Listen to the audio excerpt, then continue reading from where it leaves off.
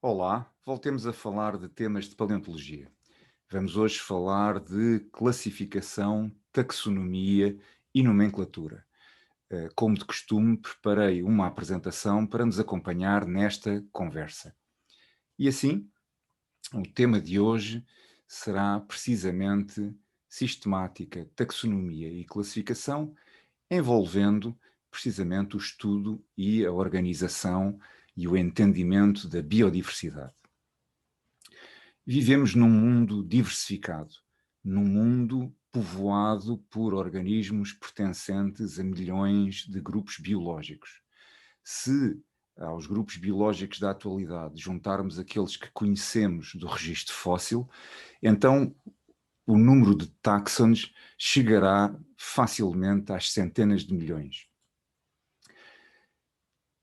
No seio da biologia e também da paleobiologia, é a sistemática que se ocupa do estudo da biodiversidade. A sistemática é o estudo da diversidade biológica e das relações entre os diversos táxons, relações essas de semelhança, de proximidade, de afinidade, de parentesco, de ascendência, de descendência. Estudar a sistemática, entender a biodiversidade, implica conhecer a história da vida, ou seja, implica conhecer também o que sabemos da investigação do registro paleontológico. A sistemática inclui as disciplinas da classificação, da taxonomia e da nomenclatura. A classificação é a organização da biodiversidade. A classificação organiza a diversidade biológica, agrupando os conjuntos de organismos em categorias hierarquizadas, ou seja, em categorias sucessivamente mais abrangentes. Esta organização implica também, pressupõe também um parentesco entre os diversos grupos biológicos. Foi Carl von Linné, conhecido em português como Carlos Linneu, o fundador da classificação biológica que ainda hoje utilizamos. Foi Carl von Linné, naturalista botânico sueco do século XVIII, que, na 10ª edição da sua obra Sistema da Natureza, apresentou de maneira coerente e estabilizada as bases da classificação biológica que ainda hoje utilizamos. Foi ele o fundador daquilo a que nós chamamos hoje em dia a hierarquia linneana, ou seja, uma hierarquia de grupos biológicos sucessivamente mais abrangentes, começando na categoria espécie e terminando na categoria reino. Os diversos grupos biológicos, sucessivamente mais abrangentes, os diversos táxons, organizam-se de acordo com esta taxonomia. Assim, um táxon é um conjunto de organismos posicionado a qualquer nível da hierarquia linneana. Por exemplo, aves é um táxon de categoria classe. É um conjunto de organismos, um grupo biológico posicionado na categoria classe da hierarquia linneana. Da mesma maneira, pássaro é um táxon de categoria género e pássaro domésticos, um táxon de categoria espécie. Não devemos confundir táxon com espécie. São conceitos distintos. Temos táxons de diversas categorias, nomeadamente de categoria específica. Por outro lado, a taxonomia é a ciência da classificação, ou seja, uma vez individualizados os grupos, é a taxonomia que define as regras pelas quais a classificação se rege, ou seja, é a taxonomia que rege, que dita as regras que permitem à classificação individualizar os diversos grupos biológicos sucessivamente mais abrangentes. Mais uma vez, este tipo de abordagem implica, pressupõe um parentesco, uma afinidade, uma ascendência entre os diversos grupos biológicos assim individualizados. Por fim, uma vez individualizados os diversos grupos biológicos, com base nas regras que a taxonomia definiu, é necessário dar nomes aos táxons, aos grupos biológicos assim individualizados. Nós, humanos, não conseguimos lidar com conceitos ou com realidades ou com fenómenos sem lhes dar nome. E, portanto, aqui também é fundamental dar nomes a estes milhões de grupos biológicos que conhecemos da atualidade e do passado da história da Terra.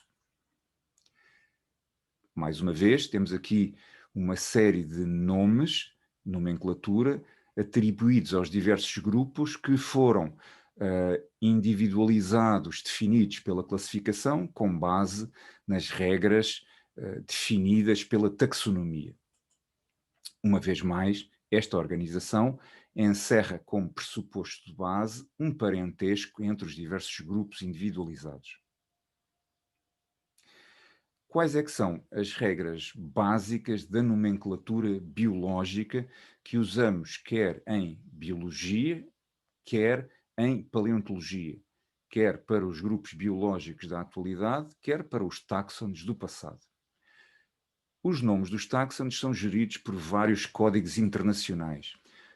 Códigos de nomenclatura zoológica, botânica, bacteriológica, virológica.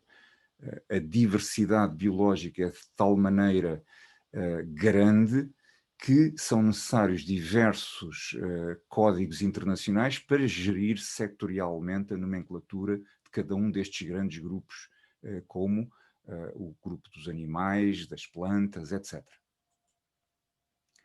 Assim, reparem, uma regra fundamental da nomenclatura biológica é que não podem existir, como se pode entender, dois táxons com o mesmo nome. A menos que os nomes desses táxons sejam geridos por códigos distintos. Um exemplo, existe um nome de um táxon de categoria género Salvagésia, nome esse formalizado por Linneu em 1758. Esse nome é gerido pelo Código Internacional de Nomenclatura Botânica e, paralelamente, gerido pelo Código Internacional de Nomenclatura Zoológica, existe o táxon de categoria género Salvagésia, que diz respeito a um grupo extinto de bivalves, aos rodistas. Neste caso, ambos os táxons aludem ao naturalista, ao botânico francês do século XVIII, Franciscus Sauvage, e foram dados em homenagem a este naturalista. Como nota, há que salientar que os nomes dos táxons fósseis são geridos pelo mesmo código de nomenclatura dos seus parentes atuais. Por exemplo, os táxons de plantas atuais e de plantas extintas, conhecidas do registro paleontológico, os nomes são geridos pelo código de nomenclatura botânica. Voltando à regra fundamental, não podem existir dois táxons com o mesmo nome, a menos que sejam geridos por códigos distintos. Mais um exemplo, o género Posidónia, fanerogâmicas marinhas do lado da botânica, e o género Posidónia, bivalves paleozoicos, um grupo extinto, gerido pelo Código Internacional de Nomenclatura Zoológica. Mais uma nota, os nomes dos táxons de icnofósseis, ou seja, os icnotáxons, são geridos pelo Código Zoológico, independentemente dos organismos que produziram esses vestígios de atividade orgânica fossilizados. Prosseguindo nas regras básicas da nomenclatura, temos então que, no que diz respeito ao nome dos táxons de categoria espécie, esses nomes são constituídos por duas palavras. Palavras essas que são latinas ou latinizadas. O que é que isto significa? Significa que essas palavras ou já existiam na língua latina, hoje uma língua morta, uma língua extinta, ou então, se têm origem em línguas atuais que utilizam sistemas de escrita diferentes, alfabetos diferentes, então devem ser transliteradas para o alfabeto latino. Recordem-se, na atualidade existem muitos alfabetos distintos, a nomenclatura biológica baseia-se, utiliza o alfabeto latino. E assim temos aqui o exemplo de um nome de um táxon de categoria específica, Hexaplex trunculus, que é o nome do táxon que inclui os gastrópodes, os búzios, que são vulgarmente conhecidos como búzio macho. Este nome foi formalizado por Linneu em 1758. Outra regra fundamental da nomenclatura biológica é que os nomes das espécies são formados por duas palavras, ou seja, é uma nomenclatura binominal. Os nomes específicos e genéricos, tal como Hexaplex trunculus, devem ser sublinhados ou escritos em itálico. Esta é também uma regra da nomenclatura. No nome de um táxon de categoria espécie, neste caso Hexaplex trunculus, o primeiro nome escrito com maiúscula corresponde ao nome do género, neste caso ao género Hexaplex, enquanto que trunculus constitui o restritivo específico. Trunculus não é o nome da espécie, o nome da espécie é binominal, é Hexaplex trunculus. Associados ao nome dos táxons, frequentemente encontramos o nome do formalizador desse grupo biológico e o ano da formalização, seguindo a norma bibliográfica autor-ano, de modo que a obra em que esse táxon foi formalizado possa ser encontrada na bibliografia. Todos estes aspectos relacionados com a nomenclatura são estritamente normalizados. Por exemplo, o facto de o nome do formalizador da espécie Hexaplex trunculus e o ano da formalização se encontrarem, neste caso, entre parênteses, tem um significado particular. Significa que, originalmente, Linneu formalizou esta espécie no seio de um género distinto, neste caso do género Murex, e, portanto, esta espécie era designada originalmente como Murex trunculus. Posteriormente, quando este grupo biológico foi revisto, esta espécie foi deslocada para o género Hexaplex e passou a espécie a denominar-se como Hexaplex trunculus. Esta mudança de nomenclatura, esta mudança de posicionamento sistemático é assinalada pelo nome do formalizador colocado entre parênteses. Originalmente, Murex trunculus seria acompanhado do nome de Linneu e da data de 1758, sem parênteses. É frequente encontrarem-se expressões como, por exemplo, Hexaplex sp. Isto significa Hexaplex espécie, ou seja, estamos a usar um aspecto de nomenclatura aberta, ou seja, estas expressões de nomenclatura aberta expressam incerteza, seja qual for a razão dessa incerteza, na identificação específica de determinado organismo ou de determinados fósseis. Neste caso, quando falamos de Hexaplex sp, estamos a falar de uma espécie não nomeada, não identificada do género Hexaplex e não do género. Relacionado com a sistemática e com a classificação, há que distinguir entre classificação e identificação. Não são a mesma coisa, são atividades que seguem metodologias e critérios similares, mas que são conceptualmente distintas. Assim, reparem, quando colocados perante um organismo ou um fóssil, várias questões podem surgir. Uma delas, relacionada com o posicionamento sistemático desse organismo, é, por exemplo, que organismo é este, a que táxon ou a que grupo biológico pertence.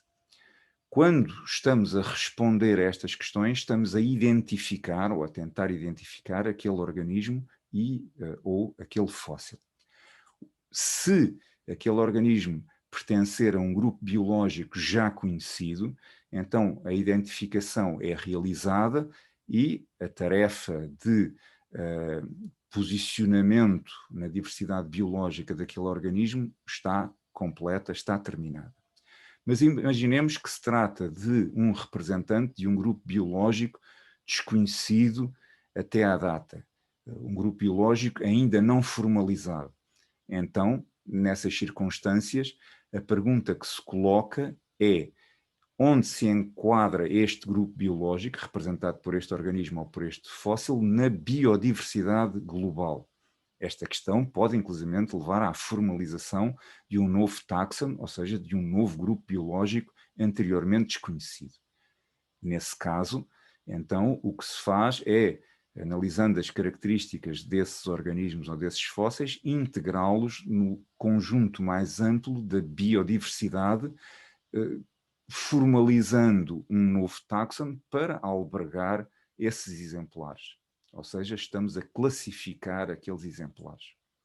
Um exemplo prático, por vezes, em artigos sobre diversidade de associações fossilíferas, como neste caso aqui, um artigo sobre a diversidade de gastrópodes do grupo Nassaridae, ou seja, um grupo biológico posicionado na categoria família, que corresponde a gastrópodes similares ou do grupo daquele que está representado à esquerda.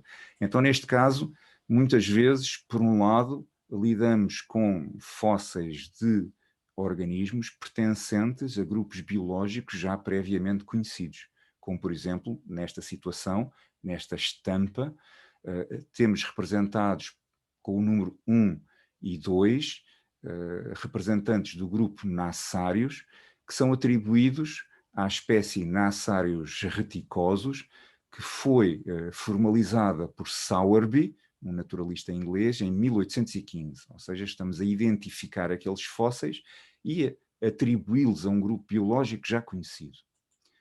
Mas quando nas associações fossilíferas encontramos grupos, representantes de grupos biológicos ainda não formalizados, como neste caso, então procede-se à formalização de um novo grupo biológico, neste caso de uma nova espécie, para as amostras assinaladas por 1 e 2 na estampa que estão a ver, e neste caso, por exemplo, então foi-lhes dado o nome de Nassarius brebioni, em honra do paleontólogo Philippe Brebion, e é assinalado que se trata de uma nova espécie. E assim terminamos o tema de hoje sobre sistemática, taxonomia e classificação. Numa nova oportunidade, voltaremos a falar de temas de paleontologia. Fiquem bem.